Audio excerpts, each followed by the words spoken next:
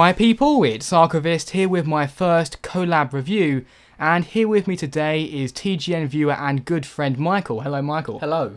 So in this video I'm going to be asking Michael about some questions regarding Dragon Age Inquisition for the PlayStation 4. So to start things off, what did you think of the story in Dragon Age Inquisition? I thought the story was pretty good, to be honest. It's not quite as good as Origins. I think that's just amazing, that storyline. Obviously it's better than Dragon Age 2, but I think Inquisition, it's got a lot of content. It's got quite a few storylines to it, to be honest, depending on how much effort you want to put into the game. Yes. Ultimately, its main storyline is very good, I think.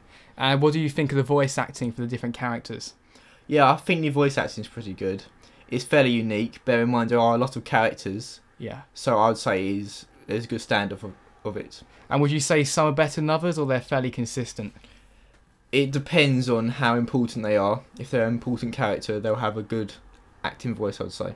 So what about the main character? Because he can. So for example, yours, because you haven't had a chance to test out all the main characters, but for your character individually, what's his voice acting like? Well, personally, I thought his voice was a bit strange for a Krunari. I've not tried out the human or the elf or the dwarf, but it's a good kind of quality. But for the Krunari model, I think it's a bit strange. Alright, so the bread and butter of the game, the gameplay, what is it like? In fact, just summarise what is the gameplay, what are the mechanics in Dragon Age Inquisition? Well, the combat's quite a bit different to Dragon Age 2. It's getting more and more advanced, I think. It feels more, the battles feel more free.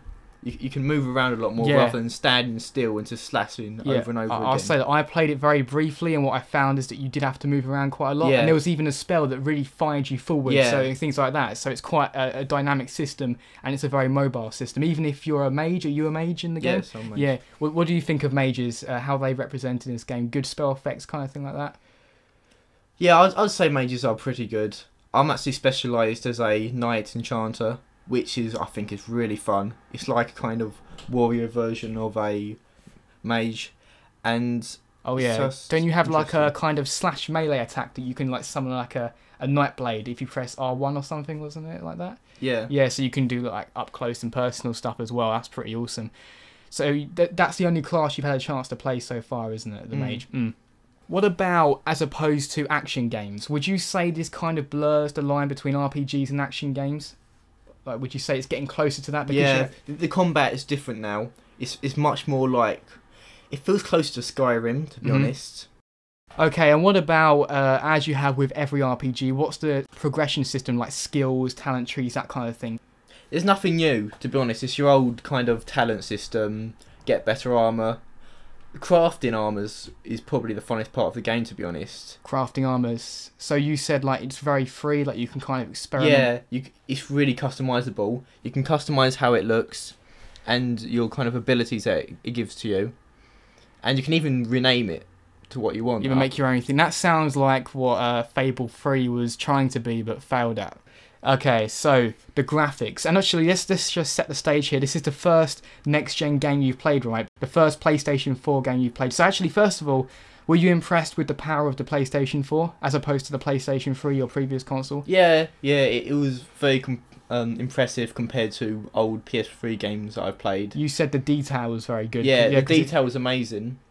For example, to see dust, it just seems kind of...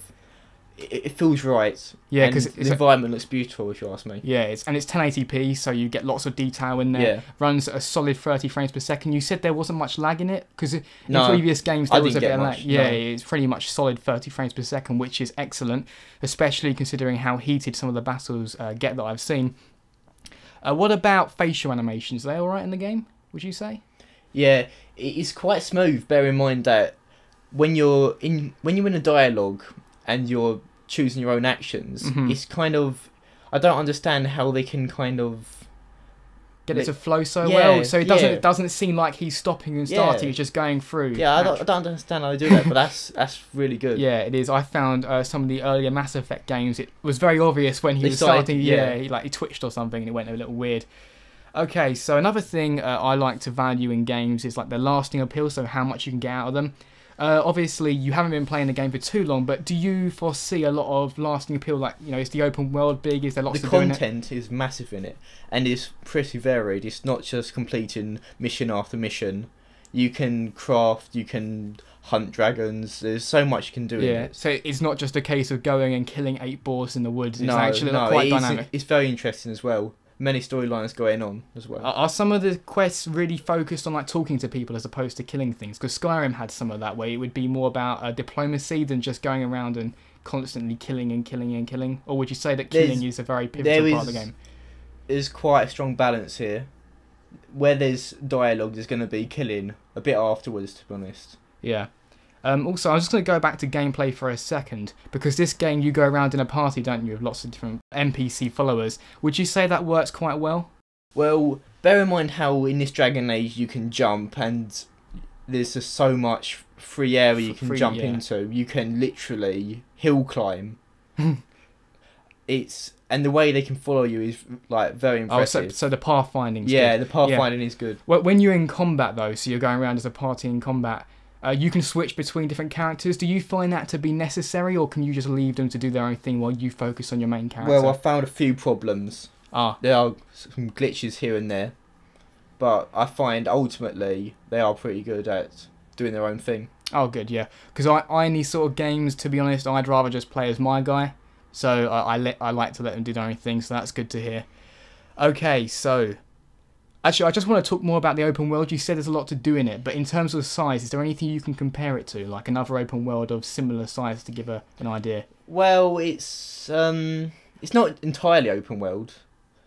Okay. So, but if you added all these zones together, it's pretty huge. Oh, right, so it's like lots of big open zones stuck together kind of thing. But these zones are big, much bigger than the previous Dragon Age title zones. Yeah.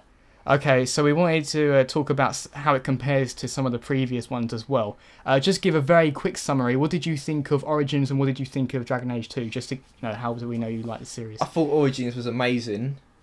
It's the reason I bought Dragon Age 2, and it's the reason I bought Inquisition. Yeah. I didn't think Dragon Age 2 was that good. It was very confined. The storyline felt so narrow. Yeah. There was recycled content. All the dungeons looked the same. I just didn't think it was all that good. So are the dungeons quite varied in this one? Do you have dungeons Inquisition it's like a massive step up. Yeah. You can't even compare the two. Okay, here's just a few little things, just so people know what they're getting into with the PlayStation 4 version. What would you say the loading times are like, and how frequent are loading times? Honestly, I've not noticed loading times. Oh, wow, that's good. They're really not there. That's very impressive. Or even when you're moving between the big zones? What about then? No, not really. Wow, that's very impressive.